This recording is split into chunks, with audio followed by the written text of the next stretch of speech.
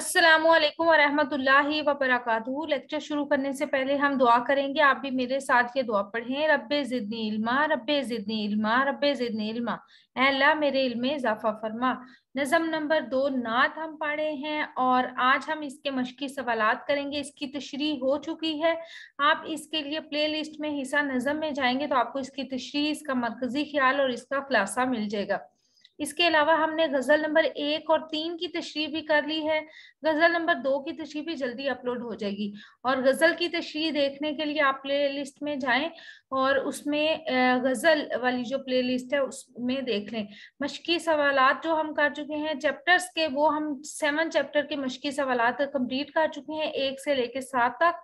तो उसके लिए आप चैप्टर्स के जो एक्सरसाइज वाली प्लेलिस्ट है उसमें जाएंगे तो आपको सारे मशकी सवालात मिल जाएंगे।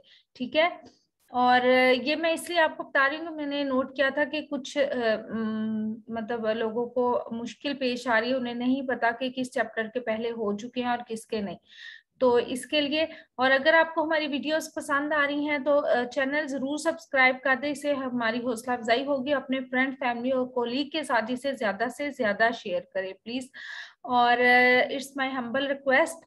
और चले चलते हैं आज के लेसन की तरफ और देखते हैं कि आज हम क्या कर रहे हैं। हमारी वीडियोस को लाइक और शेयर लाजमी कर दीजिएगा, इससे हमारी हौसला अफजाई होगी। नात और नात के आज हम करेंगे मशकी सवालात और इनके जवाबात। सबसे पहले देखते हैं हम दिए हुए अल्फाज के मानी लिखें। अल्फाज और मानी।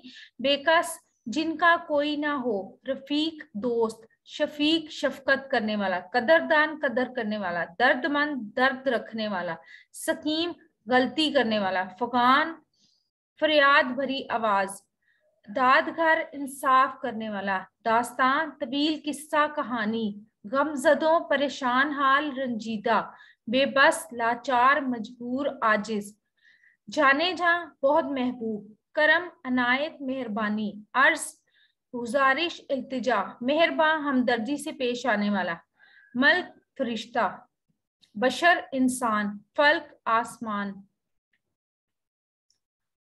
पीस डालना बर्बाद करना, दर बदर सरगर्दा एक दरवाजे से दूसरे दरवाजे पर, नातवा जईफ कमजोर, हमातन हर हाल में हर वक्त, चारागर मुश्किल आसान करने वाला, यतीम वो बच्चा जिसका बाप वफात पा गया हो। दिए हुए सवालात के जवाबात तहरीर करें। और सवाल नंबर 1 है कि पहले शेर में शायर हजूर सल्लल्लाहु अलैहि वसल्लम की खिदमत में क्या कहना चाहता है। इसका जवाब है कि शायर प्यारे नबी सल्लल्लाहु अलैहि वसल्लम की तारीफ बयान करते हुए कहता है कि आप सल्लल्लाहु अलैहि वसल्लम इस कदर रहम दिल और शफीक थे कि आप सल्लल्लाहु अलैहि वसल्लम तमाम लोगों के दुख दर्द में शरीक होते, इनकी मुश्किलात सुनते और उसका हल निकालते। मेरा भी दिल करता है कि मैं भी आप सल्लल्लाहु अलैहि वसल्लम को अपना हाले दिल सुनाऊं और आप सल्लल्लाहु अलैहि वसल्लम से अपने दुख दर्द बयान कर सकूं। ठीक है, ये पहले शेर में आप सल्लल्लाहु अलैहि वसल्लम की खिदमत में शायर कहना चाहता था। सवाल नंबर 2 है कि नात के 5वें शेर में मुझे पीस डालेगा आसमान से शायर की क्या मुराद है।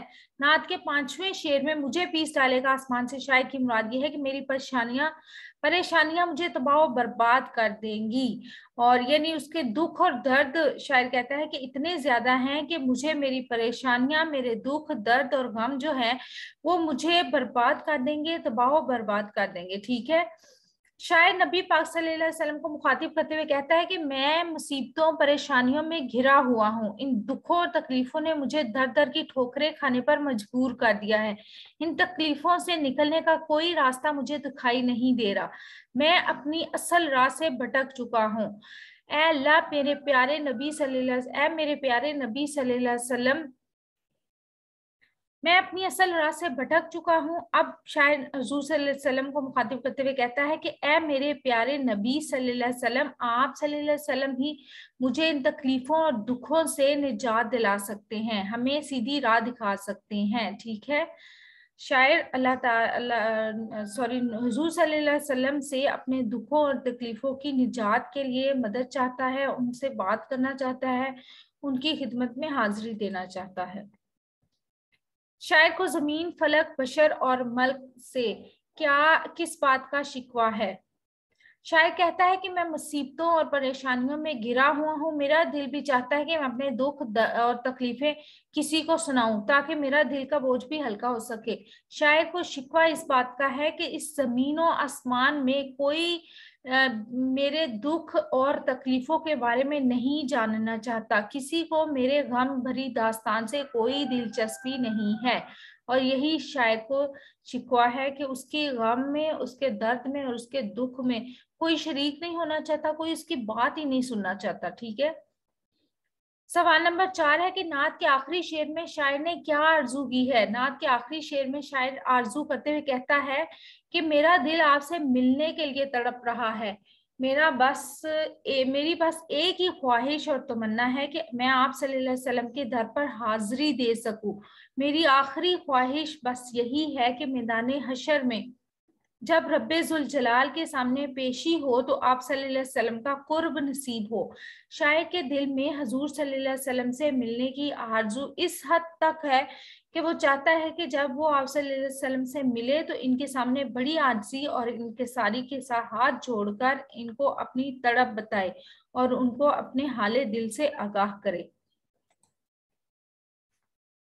इस नात में कौन कौन से काफिये इस्तेमाल हुए हैं। इस नात में दर्ज झैल काफिये इस्तेमाल हुए हैं। दास्तान, कदरदान, बेबसों, बेकसों और बेकसों, यहाँ पे लफ्ज गलत लिखा हुआ है। जाने जा, मेहरबान, नातवा, आसमा, फगा और मीम जा। ठीक है। सवाल नंबर 6 है नात की तारीफ करें। नात ऐसी नज़म जिसमें नबी पाक सल्लल्लाहु अलैहि वसल्लम की तारीफ बयान की जाए, इसे हम नात कहते हैं। ठीक है। इस नात का मरकजी ख्याल लिखिए। नात का मरकजी ख्याल पहले भी अपलोड हो चुका है, लेकिन मश्की सवालात में भी था, तो मैंने कहा आपको मुश्किल पेश आएगी पीछे से ढूंढने में, तो इसमें भी मैं शामिल कर रही हूँ। इस नज़म में नात में शायर अमीर मिनाई नहायत ही मोहब्बत भरे अंदाज में हुजूर सल्लल्लाहु अलैहि वसल्लम की मदह सराई करते हुए कहता है, इस कायनात का जरा जरा आप सल्लल्लाहु अलैहि वसल्लम की मोहब्बत में आप सल्लल्लाहु अलैहि वसल्लम की तारीफ करता हुआ नजर आता है। आप सल्लल्लाहु अलैहि वसल्लम को अल्लाह ताला ने रहमतुल लिल आलमीन बनाकर भेजा। आप दुखी और बेसहारा लोगों के दुख दर्द में शरीक होते। आप सल्लल्लाहु अलैहि वसल्लम को ना सिर्फ इंसानों बल्कि जानवरों के साथ भी शफकत से पेश आते। शायर कहता है कि मेरा दिल भी चाहता है कि मैं भी आप सल्लल्लाहु अलैहि वसल्लम को अपना हाले दिल सुनाऊं, मुझे भी आप सल्लल्लाहु अलैहि वसल्लम का साथ, आप सल्लल्लाहु अलैहि वसल्लम की मोहब्बत हासिल हो सके ताकि मेरा दिल भी पुरसुकून हो सके। सवाल नंबर 8 है कि शायर के ख्याल में यतीम और सकीम के लिए हुजूर सल्लल्लाहु अलैहि वसल्लम की ज़ात बाबरकत की क्या अहमियत रखती है। शायर नबी पाक सल्लल्लाहु अलैहि वसल्लम की तारीफ बयान करते हुए कहता है कि आप सल्लल्लाहु अलैहि वसल्लम को दोनों जहानों के लिए रहमतुल आलमीन बनाकर भेजा गया।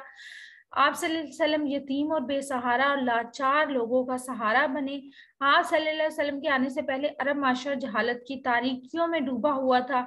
आप सल्लल्लाहु अलैहि वसल्लम के तमाम लोगों को शम्मा हदायत दिखाई, गुलामों, यतीमों, गरीबों, बेकसों और फकीरों की का कोई हाजत रवा नहीं था। आप सल्लल्लाहु अलैहि वसल्लम इनके हाजत रवा बनकर आए। आप सल्लल्लाहु अलैहि वसल्लम ने ना सिर्फ इनको इनके हकूक दिलवाए बल्कि मुआशरे में इनको इज्जत का मुकाम भी दिलवाया। सवाल नंबर 9 है रदीफ की तारीफ बयान करें और इस नात में कौन से अल्फाज बतौर रदीफ इस्तेमाल हुए। रदीफ किसी शेर में काफिये के बाद जो आने वाले एक जैसे अल्फाज होते हैं या लफ्ज होता है, उनको हम रदीफ कहेंगे। अगर गजल के मतले में रदीफ मौजूद हो तो फिर बाकी जो अशार हैं एक दूसरे के मिसरे में, उन जो अशार और जो मिसरे होते हैं दूसरे, उनमें रदीफ आती है। अशार के दूसरे मिसरे में खास तौर पर रदीफ आती है। ताहम गैर मुर्दीफ भी होती है, यानी गजल रदीफ के बगैर भी हो सकती है। नात में जो रदीफ है वो है क्या करूं। ठीक है। आखिरी सवाल है कि इस नात के हवाले से शायर के साथ अपने अल्फाज में बयान करें। वैसे मेरी ये रिक्वेस्ट है, टीचर्स अगर मेरी वीडियोस देख रही हैं तो ये सवाल आप बच्चों को करने के लिए दें, और ताकि उन्हें अंदाजा हो सके कि क्या उन्होंने जो नात पढ़ी है वो उसके बाद इस सवाल का जवाब लिख सकते हैं या नहीं। ठीक है। वैसे मैं इसको मैंने लिखा है और आपकी नॉलेज के लिए। इस नज़म नात में शायर अमीर मनाई नहायत ही मोहब्बत भरे अंदाज में हुजूर पाक सल्लल्लाहु अलैहि वसल्लम की मदह सराई करते हुए कहता है, इस कायनात का जर्रा जरा आप सल्लल्लाहु अलैहि वसल्लम की मोहब्बत में आप सल्लल्लाहु अलैहि वसल्लम की तारीफ करता हुआ नजर आता है। आप सल्लल्लाहु अलैहि वसल्लम को अल्लाह ताला ने रहमतुल लिल आलमीन बनाकर भेजा। आप सल्लल्लाहु अलैहि वसल्लम दुखी और बेसहारा लोगों के दुख दर्द में शरीक होते। आप सल्लल्लाहु अलैहि वसल्लम के आने से पहले अरब मुआशरे में जहालत का दौरा था। आप सल्लल्लाहु अलैहि वसल्लम के आने से जहालत के अंधेरे खत्म हो गए। आप सल्लल्लाहु अलैहि वसल्लम गुलामों, गरीबों, बेकसों और फकीरों के हाजत रवा बन के आए। आप सल्लल्लाहु अलैहि वसल्लम का रिश्ता अपनी उम्मत से, माँ बाप से भी ज्यादा मेहरबान और शफीक है।